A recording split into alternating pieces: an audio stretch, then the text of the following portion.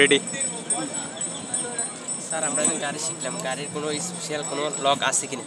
Special বলতে personal কোনো lock আছে, গোপন কোনো লক বা এক্সট্রা কোনো লক এই সম্বন্ধে অবশ্যই আমি আপনাদেরকে দেখাচ্ছি যে গাড়ি এক্সট্রা কোনো লক আছে কিনা, সেটা কি ধরনের লক সেটা আমি দেখাচ্ছি। এই যে দরজাটা খুললাম, দেখেন এখানে একটা কি আছে, বাটন আছে। হ্যাঁ, এই বাটনটা এরকম থাকবে সব সময়, তাইলে দরজা খুলবে এবং লক হবে, ওপেন হবে, লক হবে। তা এই সুইচটা যদি আমরা কি করি, এই যে সুইচটা এটা যদি নিচের দিকে দেই, তাইলে কি হবে, দরজা লাগাইলে আপনি খুলতে পারবেন না। এই সুইচটা আবার উপরে না দেওয়া পর্যন্ত আপনি দরজা বাইরে দিয়েও খুলতে পারবেন না, ভিতর দিয়েও খুলতে পারবেন না। তাহলে এই যে লকটা, এইটা কেন দেওয়া হয়েছে, এটা কেন দিছে, এইখানে লেখা আছে দেখেন, চাইল্ড সেফটি। চাইল্ড মানে কি, বাচ্চা বা শিশু, ঠিক আছে।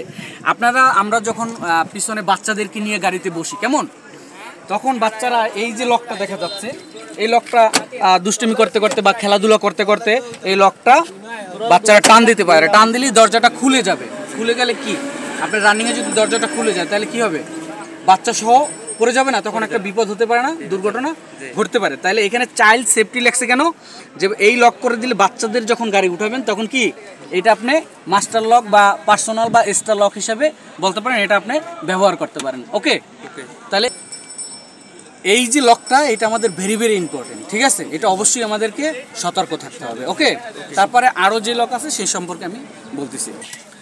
তো আরেকটা লক যেটা আছে, যেটা আমরা সচরাচর ব্যবহার করি না, হ্যাঁ, প্রয়োজন ছাড়া একদম ওইরকম, ওই লকটা কিন্তু আমরা সচরাচর ব্যবহার করি না। তাহলে এখন কি হবে, এই যে একটা লক, এই যে দেখেন এইখানে একটা লক আছে, এইটা কিসের জন্য দেওয়া হয়েছে, এই যে লকটা, এইটা দিলাম আমি, এই যে লক করে দিলাম, আনলক করে দিলাম, কেমন।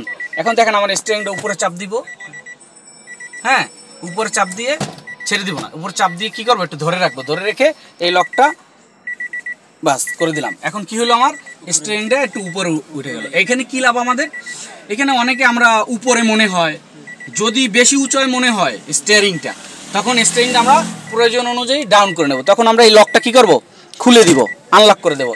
এই দেখছেন উপর থেকে এই যে নিচে নেমে গেল, স্টিয়ারিংটা নিচে নামলে যদি আমার ধরতে কমফোর্টেবল মনে হয়, তখন আমি কি করব, এই লকটা স্টিয়ারিং ডাউন করে দিয়ে আবার লক করে দেবো, ঠিক আছে। তাহলে আমাদের এইখানে একটা এক্সট্রা লক আমরা পাইলাম।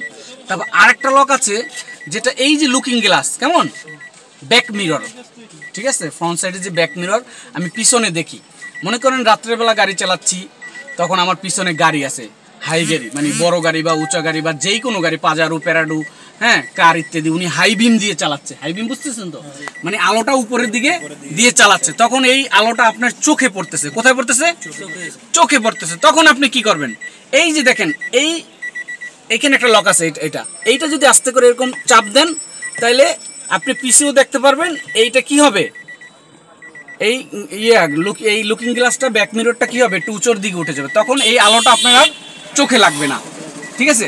তাহলে এই যে তিনটা গুরুত্বপূর্ণ বিষয় আমরা আজকে জানতে পারলাম, যে কোন লক কখন কিভাবে কোথায় ব্যবহার করতে হবে। ওকে, তাহলে আসসালামু আলাইকুম, আল্লাহ হাফেজ।